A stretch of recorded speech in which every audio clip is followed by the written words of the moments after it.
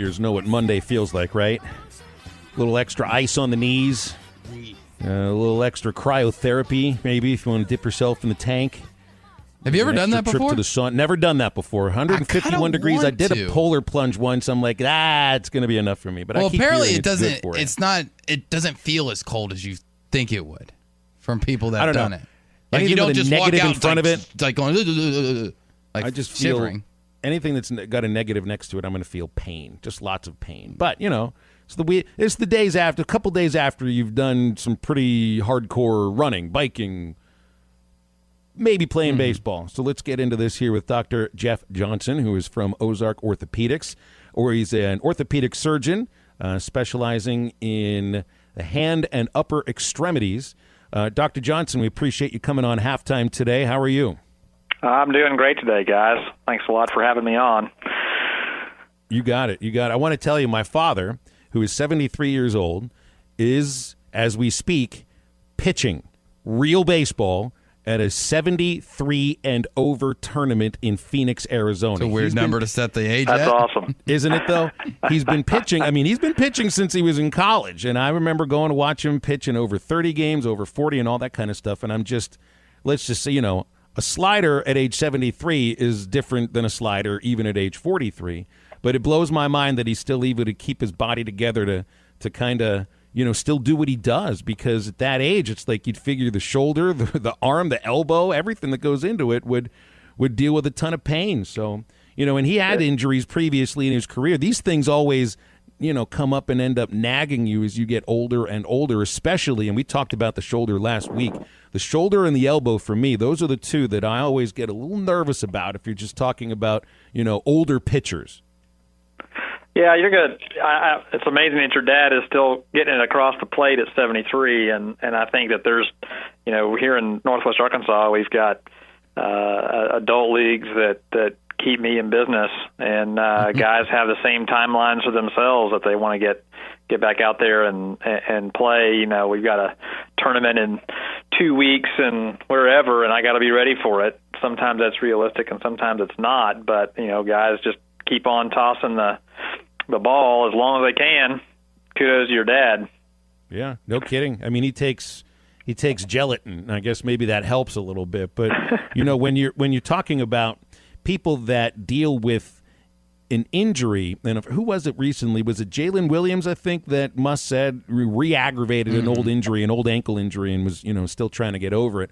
Old injuries sometimes lead to the same injury, especially as you get older and continue to compete or just get out and be active. So, as somebody gets older but still feels the pain from an injury that occurred years before, what kind of orthopedic problems do you usually see in those older athletes? Yeah, we have guys and gals that are still athletic, whether it's competitive or with their kids or just competing with themselves. Old elbow injuries and wrist injuries were treated a lot differently 30 years ago. And in the older athlete, you're going to see, late arthritis develop. Things work for a while afterwards. You may be great on the mound, get out of college and do a little something afterwards, but then, you pick back up to try to play catch with your kid, and it turns out that it's not keeping up with your heart. And so a lot of times we see late arthritis.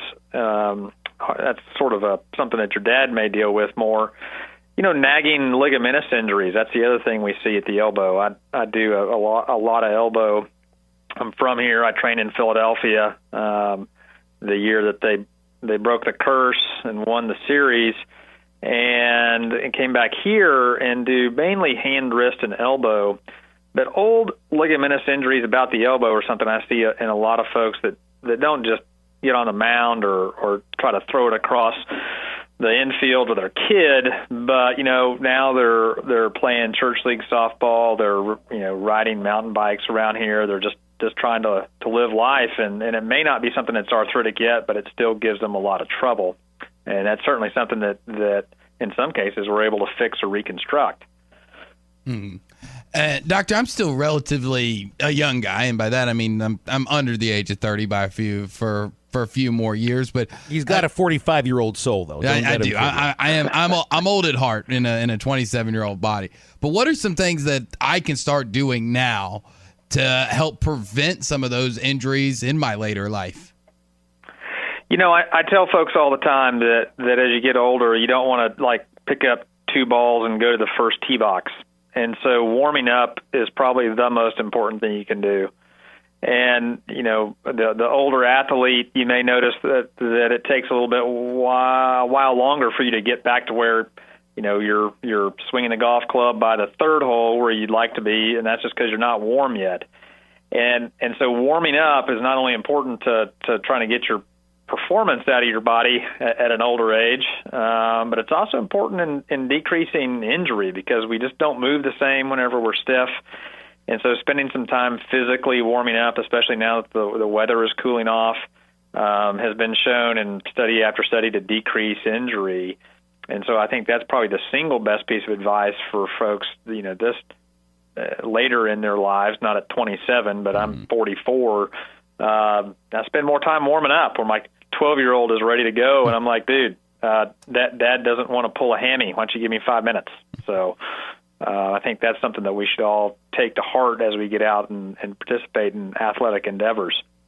Yeah, I bet he's chomping at the bits, ready to go. I remember doing the same thing with my dad at a younger age, having to let him take a few more practice swings than I would like. But one thing that I know I'll probably have to deal with because it's such a common thing, and I'm watching my parents start to deal with it. It's dealing with arthritis, and for people that are kind of going through that stuff with their hands, what's a way to tell whether this is arthritis or maybe I tore something in my hand? What's kind of a telltale sign of the difference? Well, tears are probably something more where there's an incident. You have a fall, there's an injury. Something happens and you get up from whatever that was and say, well, this isn't right. Arthritis is more that get up in the morning and you're stiff. You're try to use your hand or elbow or wrist for some particular activity and it just aches. It changes in the weather, whether it's cooler outside, you get up and play something in the morning and it takes a while for you to warm up, or just that, I can't grip the golf club like I could. For your dad, I can't grip the ball like I used to, or it's hard to hold on to a bat. That sort of nagging, lingering pain generally is arthritic. Now, people who had an injury 30 years ago, hurt their thumb sliding back into second base, somebody trying to pick them off, and they said, oh, yeah, I hurt my thumb and had to wear a brace. Now, 30 years later, well, that thumb hurts every time the weather changes. That's more indicative of arthritis.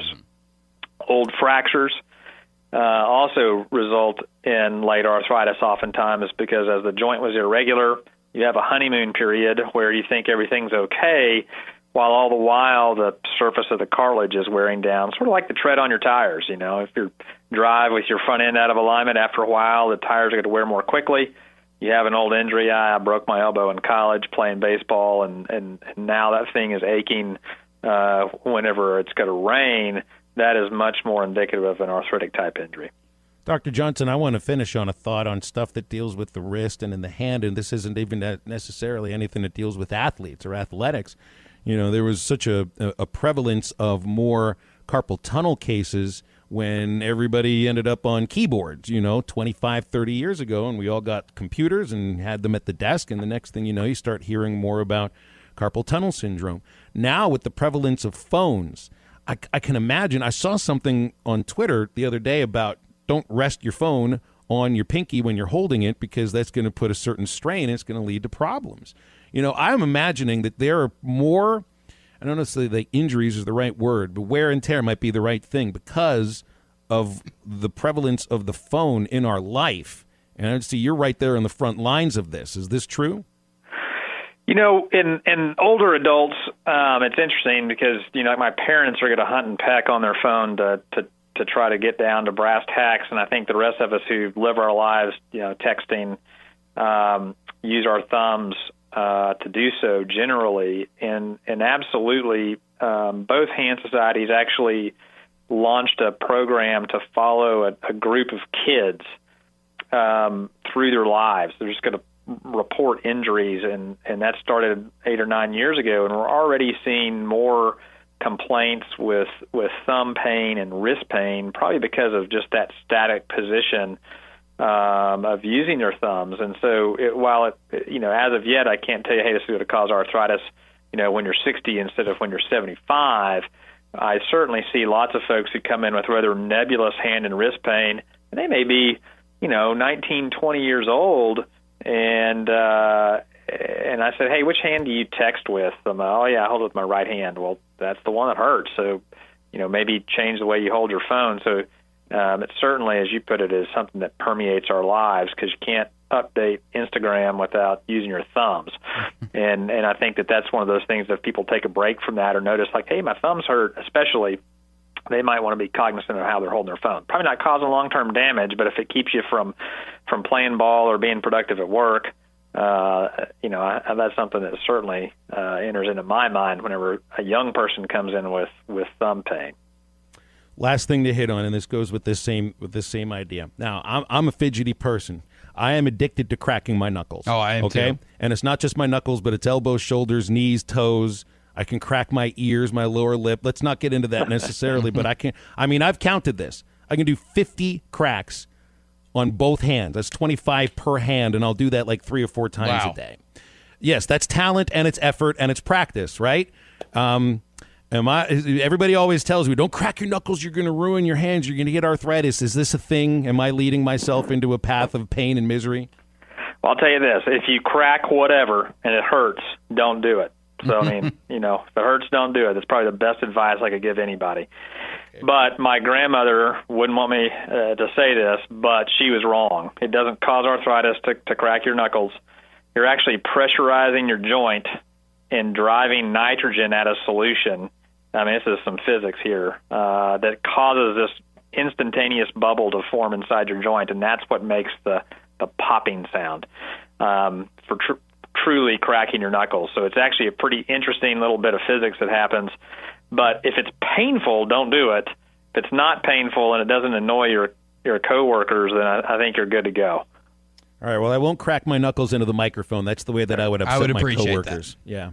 Dr. Johnson, appreciate you joining us and for your expertise. Thank you so much for coming on and talking today. Hey, you bet, guys. Have a great day. Thanks, you too. That is Dr. Jeff Johnson from Ozark Orthopedics, and you can get a hold of them at 479-521-2752 to schedule an appointment. You can also visit ozark-ortho.com. They've got clinics all over the area, and they can help you with any kind of orthopedic pain. And guys, now I realize throughout my entire life, and including today, I've got dozens of little nitrous factories inside my body. It makes me feel really good about it. All right, 877-377-6963. I got about 50 cracks to do during the commercial break, and we'll wrap things up next.